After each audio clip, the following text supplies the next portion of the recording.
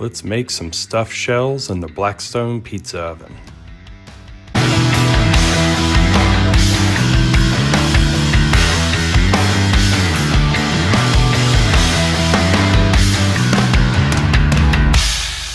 Let's start with some prosciutto. I've got 2 packages of it here.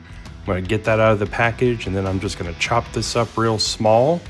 I'm going to start by going one direction, cutting them up into small strips. Then I'm going to turn it around and chop that up in the other direction just to make sure I have small bite-sized pieces.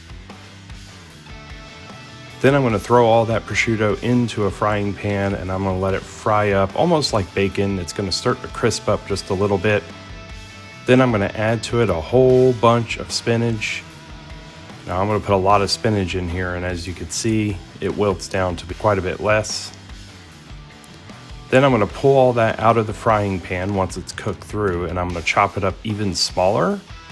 And then I'm going to use a paper towel to try to soak up some of the grease and oil. We want to get as much moisture out of this as we can.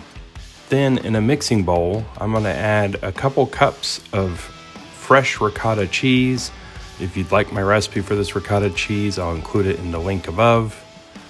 To that, I'm going to add about a cup of heavy cream, about another cup to a cup and a half of fresh shredded mozzarella, and then about a half a cup of grated Parmesan.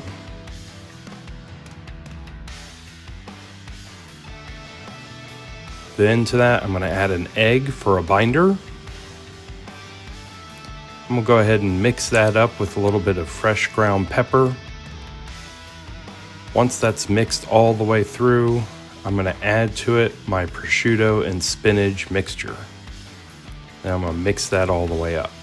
And this is your filling for your stuffed shells. So we're going to just set that to the side, and then I'm going to start working on my pasta. I'm going to just need 1 box of these jumbo shell pasta. I'm going to boil them according to the package instructions.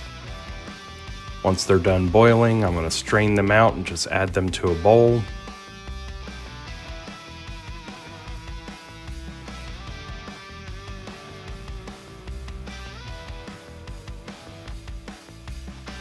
Then I'm going to let these shells cool a little bit so that they're a little easier to handle.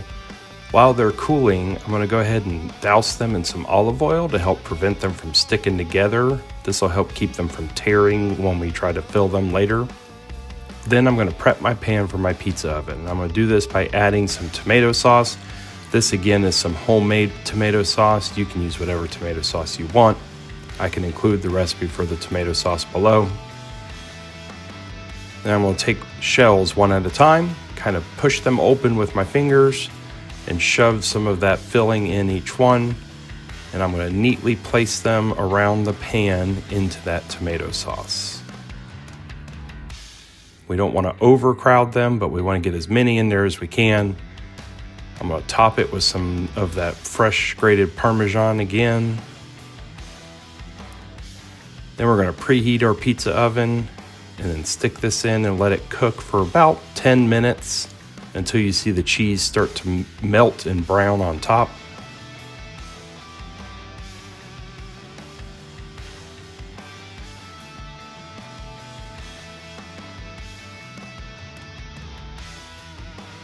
And then there you have it.